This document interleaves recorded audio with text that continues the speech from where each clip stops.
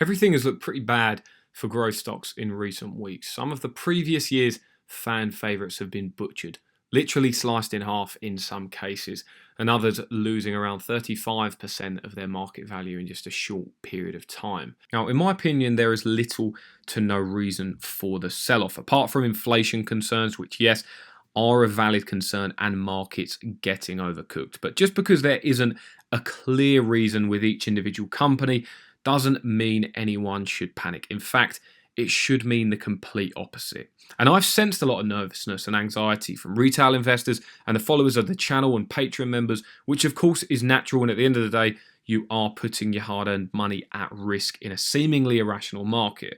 But what I hope to do in this video is restore some confidence and talk about why the sell-off is nothing more than a speed bump in the road toward the destination we all want to go. Now, I'm not going to waste your time talking about inflation, market signals, market rotations, hedge fund manipulations, or anything non-business related that could be a cause for any of this. Not because they don't matter, they actually do matter to a small degree, but only because participants allow them to. And the stock market is in fact a voting machine. But now more than ever, it's important for us to focus on the businesses we're invested in, not just because this is the most important factor in determining our long-term success in the stock market, but because it's the only factor we can control. We have complete control over how much we know about a business, how confident we are in that business, and how long we plan to hold that business. We have no control whatsoever over inflation, hedge fund manipulations, market rotations, and short-term volatility. So it's unproductive to even try and build a strategy around that or even spend time thinking about it. And so with that introduction over, let's look over some of the businesses that I own that have had a good seeing to in the past couple of weeks and then talk about how I plan to deal with it. Now, we're going to focus on Alibaba as a detailed example, but we will touch on some others in a similar vein at the end. So firstly then, my largest position, Alibaba. I've been increasing my position in Alibaba constantly over the past few months to the point where it is now over 20% of my current portfolio. And Baba has had a real tough time, not just the recent sell-off, but ever since the suspension of the Ant Group IPO and the anti-competitive investigation from the Chinese government. Baba stock is now down 30% from its October-November high. Not a huge drop, but because of the news surrounding it, it never really got the same run-up that some other growth stocks did. Today, Baba is selling at near 2019 levels, pre-pandemic levels. Just try to rationalize that. A business that has had almost all segments of its business boosted by the pandemic and set on an accelerated path to growth is selling at a price that's lower than what it was previous to this big catalyst. And just to add some context, during this period, they've grown revenues from less than 70 billion, which is already a massive number, to around 110 billion as of today, but also increased free cash flow by over 30% to 27 billion in 1 year. There are very few businesses in the world that can produce that amount of free cash flow and are still expected to grow it. Alibaba are. So looking at the price today, Alibaba's market value is now around 596 billion US dollars, which means it's selling at a PE of around 24 times, or even more compelling, a 20 times free cash flow multiple, or a 5% free cash flow yield, whichever way you like to view it. Not only is this extremely cheap when compared to some of its peers like Apple, Google, Facebook, Microsoft, Amazon, and the interest rate environment itself, but it's also very cheap when compared to itself historically. Alibaba has only been at these low multiples twice in its existence on the public markets, which were usually caused by either political concern or a huge jump in earnings and cash flow that caused the stock to lift shortly thereafter. We'll also throw in that they're growing so quickly that quarterly revenue is actually exceeding their entire annual revenue from the 2-3 years prior. Imagine that, how quickly they're growing, that quarterly revenue now exceeds what they were doing for a whole 12-month period only 2 years ago, 3 years ago. And they have exciting prospects like Alibaba Cloud, the largest cloud service in China and the rest of Asia, or the AWS of China as it's commonly referred to as, that are growing at around 50% per year and now becoming profitable, so contributing to their already big bottom line. And also they've still got their large stake in Ant Financial that is set to go public again at some point, albeit at a slightly smaller valuation than the 300 billion that was originally planned. And that would have allocated close to 100 billion of that value to Alibaba. Now, that will go ahead, like I say, slightly smaller value, but they still have that very large stake in what will be a very big company in the future. And so with all that in mind, let's recap. The business is improving. The business is growing. The Chinese economy and the industries that they lead are growing and improving rapidly. But the stock price is declining. So the cost of the business to have a share in that improving business and growing business is going down. It's getting cheaper. If anything, this should make me excited. And this is like a bet on a football match. Right, I'll use this analogy where one team's leading 1-0 at halftime, and the bookies offer me even odds for that team to win. Already great odds, by the way, but now they've scored again and they're leading 2-0.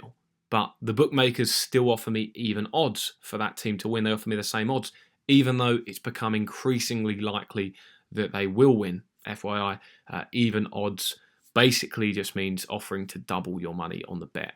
And although this analogy obviously has some gaps, it's similar to what's happening here. Alibaba has reported earnings today. You probably would have seen them by the time you watch this. If not, go and take a look at them. But they posted massive revenue growth year over year, 42% year over year. I think it was around 60% quarter over quarter. Also, we have growth in earnings and free cash flow, especially when you take out some of the non-recurring items like the fine that they had from the government. But the stock remains at this low level or even drops. And I'm going to be happy about that because my odds have improved. I'll be getting even more value for my money. And in my opinion, it isn't any coincidence that Alibaba has been the top buy for 2 consecutive quarters among so-called super investors on DataRoma. Now, that's the last point I'm going to make on that. Why am I saying all this? I'm not trying to persuade you to invest in Alibaba. That's not what I'm doing here. I'm using Alibaba as an example. And like I said, Alibaba isn't necessarily one of the companies that has been hit the hardest by the most recent tech sell-off, but it's very relevant because what I'm trying to tell you here is forget about the stock market noise for a second. Forget about where the stock price is. Forget about the drop, 30, 40, 50% drop. Focus on the business. Is the business improving? If the business is improving and the stock price is going down, that is a positive thing for investors. If you already own the stock and you have money on the side, you should be buying more. But that's only on the basis that you know everything there is to know or you think there is to know about the company and you have complete confidence that the business is improving. And that's what I've done here with Alibaba. I'm looking at the stock price falling to almost pre-pandemic levels or 2019 levels, but I'm seeing how much the business is improving, not only in its results, but improving in its infrastructure, trying to build on the ecosystem that it has, all the moves that it's making. Of course, there's noise around it from the government side of things, but the business is improving and it's improving rapidly. And if the business is improving, but the market wants to give me a chance to buy it at a lower price, then well, there isn't much things in the market that are more positive than that. And of course, this only works if you have a long-term view on investing. If you're looking for a 5-day return or even a 5-week return, even a 5-month return, this sort of method isn't going to work for you. You need to look at something else.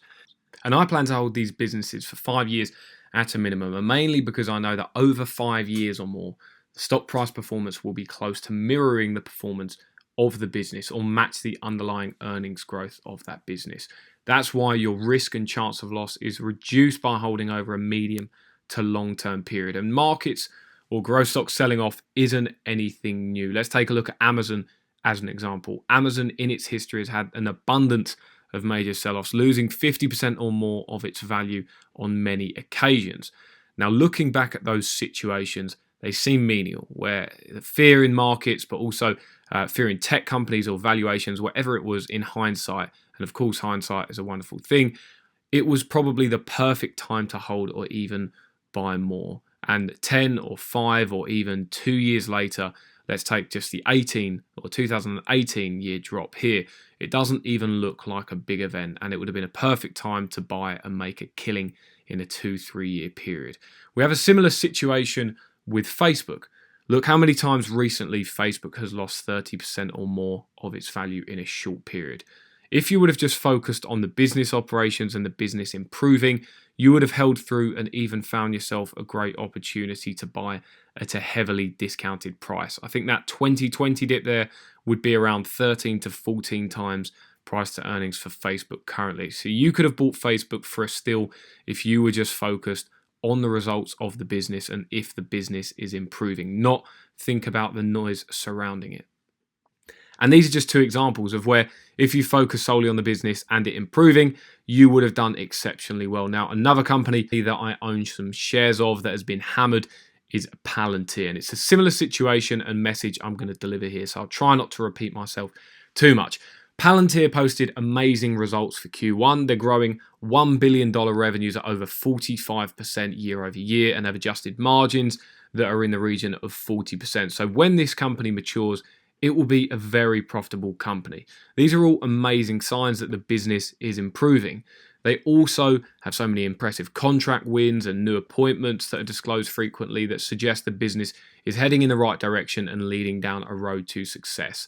And although valuation-wise, Palantir is a bit different to Alibaba, Palantir is selling at around 30 times revenue, which is actually very punchy, but its stock is down 50%. And if you own Palantir and bought at a higher price already because you believe this would be a $100 billion or $200 billion or $300 billion business in the future, then you should like the price even more now and want to buy more if you have the money available and find it even more attractive than you did when you originally got into it.